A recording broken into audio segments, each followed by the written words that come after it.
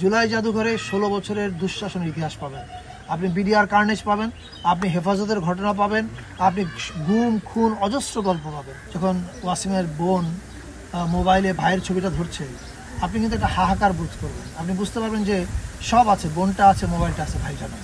এই যে মানুষগুলোকে আমরা হারালাম, তাদের শূন্যতা কত ভয়াবহ, ওই অ্যাবসেন্সটাকে তুলে ধরবে এই ফটোগ্রাফিক স্টোরির মাধ্যমে। জুলাই একই সঙ্গে আমাদের জন্য খুবই বীরত্বের গল্প, আবার একই সঙ্গে ভয়াবহ বেদনার গল্প। আপনি যদি ওয়াসিমের বাবার গল্প, এরকম আরও কত হাজার ওয়াসিম মারা গেছে, এই গল্পগুলোর দিকে যদি তাকান তাহলে বুঝবেন যে এগুলো আমাদের জাতির জীবনের অনেক বড় বেদনার গল্প। ফলে এই বেদনা এবং বীরত্ব, এই দুইটাকেই আমাদের এই দুইটা আমাদের ইতিহাসের একটা গুরুত্বপূর্ণ অংশ। এই দুইটাকে আমরা আমাদের জুলাই জাদুঘরে সংরক্ষণ করতে চাই অ্যাজ এ লিভিং হিস্ট্রি, যাতে আজ থেকে 50 বছর পরে যখন আমরা থাকবো না, পরের প্রজন্ম যেন ওখানে গিয়ে জানতে পারে কী হয়েছিল, এবং সেখান থেকে যেন ওরা এই শিক্ষাটা নিতে পারে যে কী করা যাবে না আর বাংলাদেশে।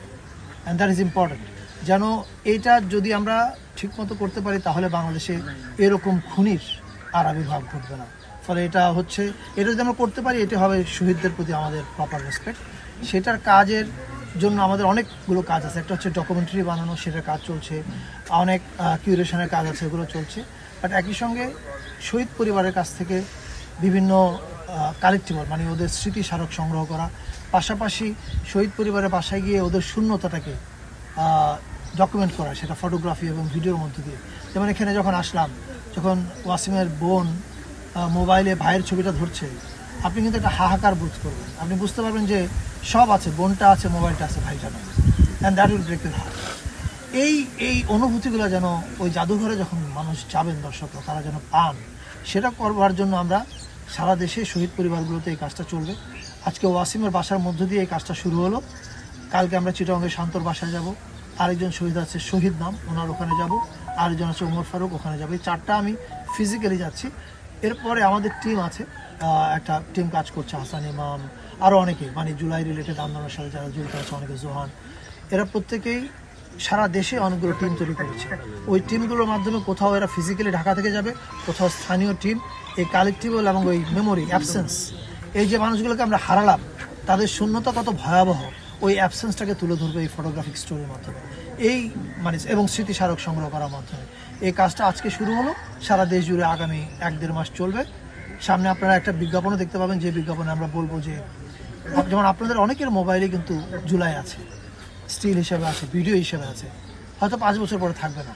আমরা এগুলো সব চাইবো আপনাদের কাছ থেকে, যাতে এই জিনিসগুলো আগামী প্রজন্মের জন্য আমরা প্রিজার্ভ করতে পারি। সো এই কাজটা আজকে শুরু হলো, এটা আগামী 1-1.5 মাসে এই ড্রাইভটা কন্টিনিউ করবে। জুলাই জাদুঘর ওপেন হওয়ার আগে আমরা এই কাজটা শেষ করব।